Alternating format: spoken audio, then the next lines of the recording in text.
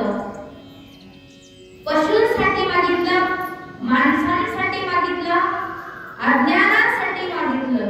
म्हणून आपण देखील मागताना स्वतःसाठी मागायचं नाही, तर इतरांसाठी मागावं. आणि दुसऱ्यासाठी जो मागतो ना तोच खरा परोपकारी असतो. स्वतःसाठी मागितलं तर त्याला स्वार्थ म्हणतात आणि दुसऱ्यासाठी मागतो त्याला निस्वार्थ प्रवृत्ती म्हणतात. म्हणून स्वतःसाठी मागणारे भरपूर सापडतील, पण देवा मला नाही तर पण तू त्या माणसाला मात्र सुखी ठेव, त्याला दुःख देऊ नको, त्याची इच्छा पूर्ण कर. अशा दुसऱ्यासाठी जो मागणी मागतो ना देव त्याला न मागता देतो, याला म्हणतात भगवान करतात.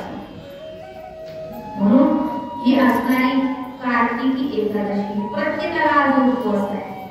पण एक सांगून जाईल, एकादशी याचा नियम, एकादशीच्या दिवशी काय केलं पाहिजे म्हणजे एकादशी घडणार सकाळी फराळ खायचं आणि रात्री फराळ खायचं म्हणजे एकादशी घडली. बरोबर ना बाबा?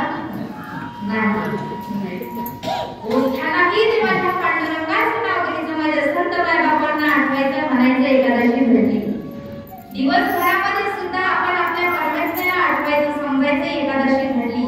रात्री झोपताना सुद्धा माझ्या पांडुरंगाचे आभार मानायचे की देवा आजचा दिवस देखील तो सुखरूप माझ्या जीवनामध्ये घातला, समजायचं एकादशी घडली. नुसतं खायचं बकरी वडील सरपणी एकादशी कर, नुसतं फराळ खायचं म्हणायचं मला उपवास आहे, दिवसभर देवाचं नाव तोंडात नाही. काय उपयोग आहे कार्तिक एकादशीचा? नाही. एकादशी म्हणजे त्या दिवशी आपल्या तोंडात देवाचं नाव आलं पाहिजे, त्याला म्हणावं एकादशी. आजच्या दिवशी थोरा मोठ्यांचा आदर केला पाहिजे, त्याला म्हणावं एकादशी. जेवढे काही प्राणी मात्र आहे, मुखी जनावर आहे, माझ्या माऊलीने त्यांच्यावर दया केली, आपणही त्यांना प्रेम करावं, त्यांना जोडं पाहून त्यांच्यावर दया करावी, याला म्हणावं एकादशी. नुसतं फराळ खाणं याला एकादशी म्हणायचं नाही, तर आजच्या दिवशी माझ्या भगवंताचं गुणगान गावं, याला म्हणतात एकादशी.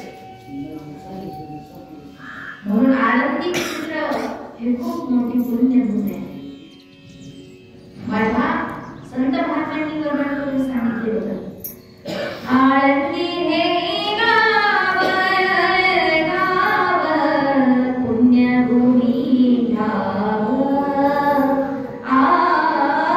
आळंदी हे गाव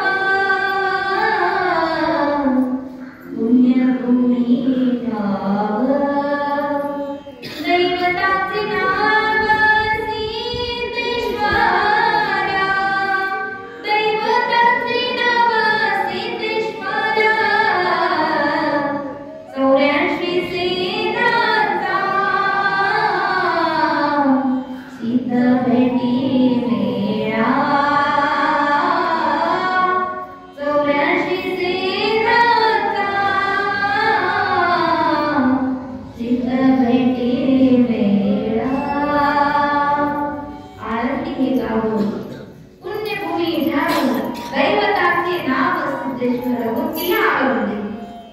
आणि तिथं आहे माझी माऊली जी पुरुष